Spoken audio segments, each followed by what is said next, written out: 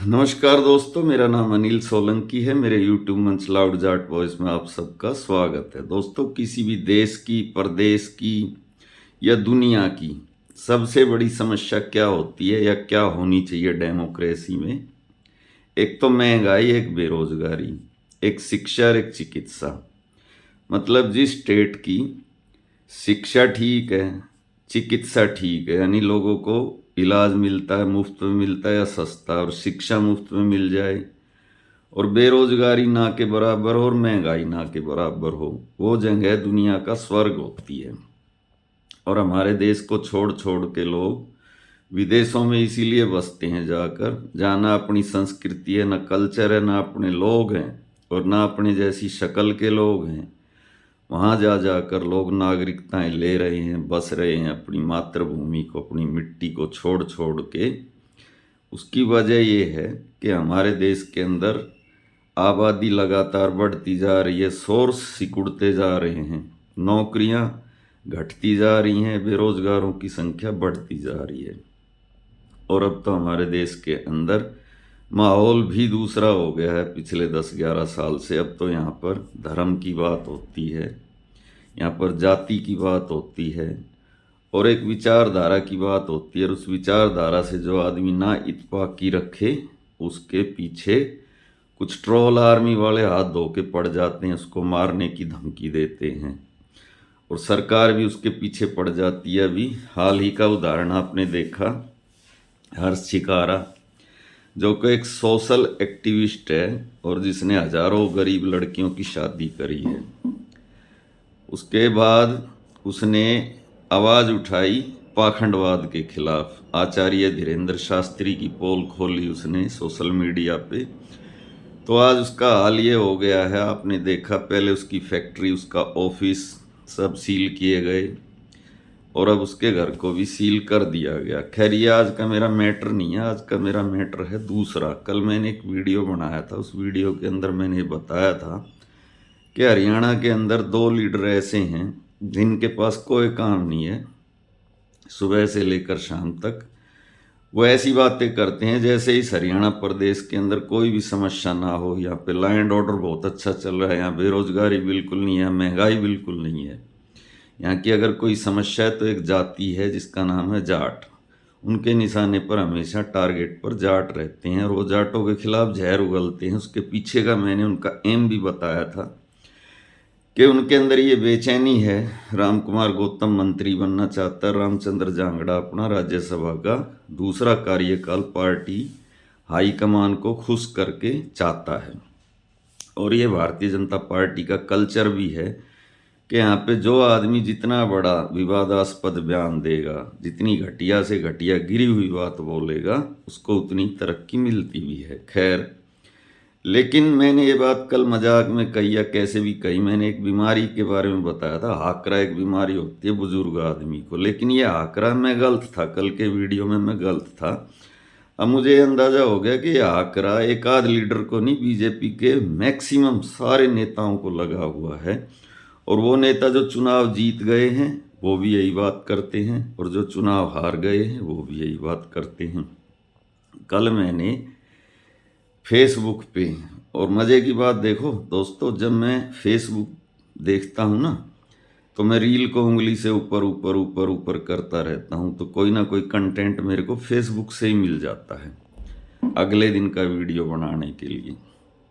तो मैंने देखा मनीष ग्रोवर, जो कि भारतीय जनता पार्टी का एक बहुत ही माना हुआ नेता है।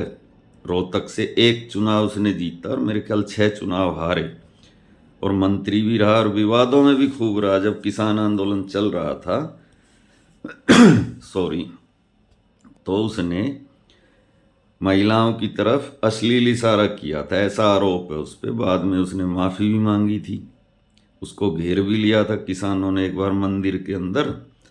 बाद में वो फिर मुकर भी गया था कि मैंने कोई माफ़ी वाफ़ी नहीं मांगी। खैर, ये तो उसके व्यक्तित्व का एक पहलू है, कहते ना थूक के चाटने वाला इंसान है वो। अब बात क्या है, उसने वैसा ही बयान दिया है जैसा बयान कुछ दिन पहले अपने दक्षिण हरियाणा के एक नेता राव नरवीर जो भाषा बोल रहा था, सेम वही भाषा कल उसने बोली है, मनीष ग्रोवर ने। उसकी आप भाषा देखिए, भाषा का स्तर देखिए। अब मेरे को लोग आके मेरे वीडियो में कमेंट करते हैं। कल भी एक भाई ने कमेंट किया कि तेरे पास जाति के अलावा और कोई मैटर नहीं है। अब मेरे को आप बताओ कि जब लोग ऐसे बयान दें, मंत्री जैसे जिम्मेदार पद पर रहे हुए आदमी ऐसे बयान दें, तो मेरे पास जाति के अलावा और मैटर क्या होगा? फिर मैं वीडियो किस पे बनाऊंगा? उसने ये बोला कि मेरे को जाटों ने कभी स्वीकार ही नहीं किया। मैंने ज़िंदगी में 7 चुनाव लड़े और उसमें से 6 में हार गया, एक ही बार जीता था। तो मेरे को जाटों ने अपना नेता नहीं माना, मेरे को जाट वोट नहीं देते। अगर मैं ग्रोवर की जगह हुड्डा के घर में पैदा होता तो शायद आज मैं लीडर होता। उसने ये कहा, ये उसके दिल का दर्द उसने बयां किया। तो उस व्यक्ति से मैं एक ही बात पूछना चाहूँगा कि भाई जिससे तू हारा है, उनका नाम मेरे ख्याल से क्या है अभी, भारत भूषण बत्रा, बीबी बत्रा।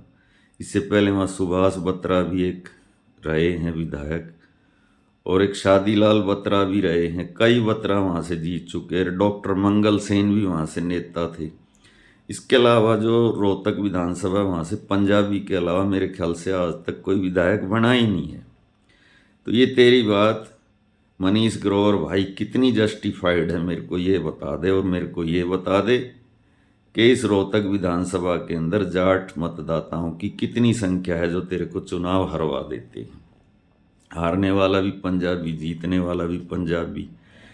तो मेरे को एक बात याद आती है दोस्तों, जब कोई ऐसी बात कहता है ना, हालांकि माननीय श्री अटल बिहारी वाजपेयी का मेरे को एक बयान याद आता है। जब वो 2002 के दंगे हुए थे ना गुजरात में, तब उन्होंने नरेंद्र मोदी जी को मीडिया के सामने ये बात कही थी कि राजा का काम प्रजा प्रजा में भेद करना नहीं होता है, अपना राज धर्म निभाओ। भारतीय जनता पार्टी के हर एक नेता के अंदर इतना जातिवाद भर गया है, कूट कूट कर जातिवाद भर गया है। राव नरवीर हर दूसरे या तीसरे दिन ये बयान देते हैं और मीडिया उस पे मंच पे खड़े होकर बयान देते हैं, मीडिया के सामने वाइट देते हैं कि मेरे से काम करवा लो। कभी वो पातली गांव में ये बात बोलते हैं, कभी दौलताबाद में, लेकिन मैं तुम्हारे लिए जाट कहाँ से बनूं? किसने उसको कहा है कि तू जाट बन? ये बताओ। जो जीता है वो भी यादव है, जो हारा है वो भी यादव है, जिसका टिकट कटा था वो भी यादव था, जिसको हरवाया था नरवीर ने वो भी यादव था। इसमें जाट और यादव वाली बात कहाँ से आ गई? ऐसे ही रोहतक विधानसभा के अंदर जितने भी आज तक एमएलए बने सारे पंजाबी बने हैं। उनको वोट किसने दिया? वो कैसे चुनाव जीते? एक मनीष ग्रोवर चुनाव हार गया तो ये कैसे साबित होता है कि उसको जाटों ने वोट नहीं दिया इसलिए वो चुनाव हार गया? कोई बात कहने का कोई लॉजिक भी होता है, या बस एक ही जाति को सारे मिलके टारगेट करोगे? राजकुमार सैनी से सिलसिला शुरू हुआ, फिर जांगड़ा आया, फिर गौतम आया, फिर नरवीर आया, अब ये ग्रोवर आ गया। कहीं रुकोगे कि नहीं रुकोगे? ये हाल तो तुम्हारा तब है जब तुम्हारी तीसरी बार सरकार बनी है।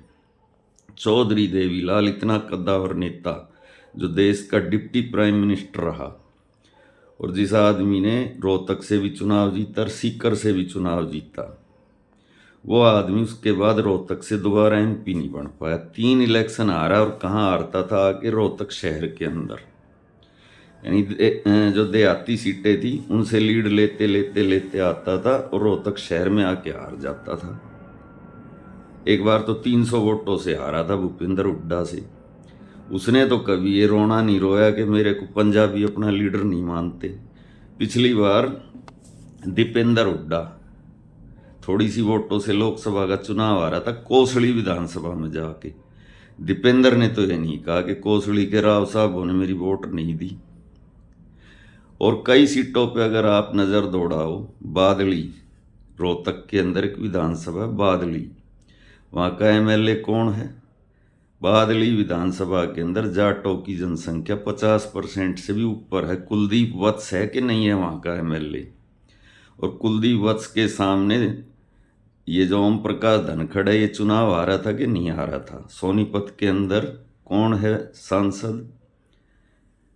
सोनीपत के अंदर जो सांसद है अपने पंडित जी, उसको वोट किसने दिया था? सोनीपत लोकसभा की मैं बात कर रहा हूँ।